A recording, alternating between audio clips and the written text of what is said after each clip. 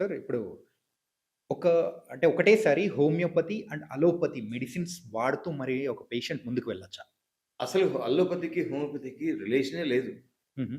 Allopathy అనేది problem treat చేసే medicine. Okay. Homeopathy అనేది సిస్టమ్ ట్రీట్ చేసే మెడిసిన్. సో, దీనికి దానికి రిలేషన్ లేదు. ఒక హాఫ్ అన్ అవర్‌లో ఏ మెడిసిన్ యేసుకున్నా దీని నుంచి దీనికి డిస్టర్బెన్స్ లేదు. దీని నుంచి దీనికి డిస్టర్బెన్స్ లేదు. అంటే దానివల్ల ఎట్లాంటి అస్సలు ప్రాబ్లమే లేదు అసలు హోమియోపతితో.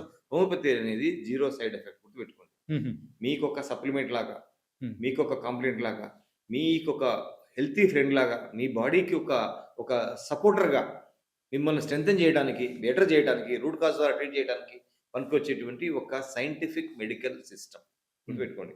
ఎందుకు సైంటిఫిక్ మెడికల్ సిస్టమ్ అంటానంటే, హోమియోపతి అనేది మనుషుల పైన రీసెర్చ్ చేసి, మనుషుల లక్షణాలు రాసుకొని, మనుషుల్ని ట్రీట్ చేసే సిస్టమ్. హ్మ్.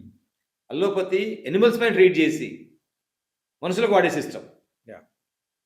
I'm not against of allopathy గుర్తుపెట్టుకోండి. మళ్ళీ నేనేదో అగైన్స్ట్ కాదు. హ్మ్. బట్ ప్రాక్టికల్ విషయాలివి. తెలుసుకోవాల్సిన విషయాలివి. ప్రతి ఒక్కరు అసలుకు ఆహ్, నా నా కాన్షియస్ ఏంటంటే ఏ మెడిసిన్ వాడొద్దు.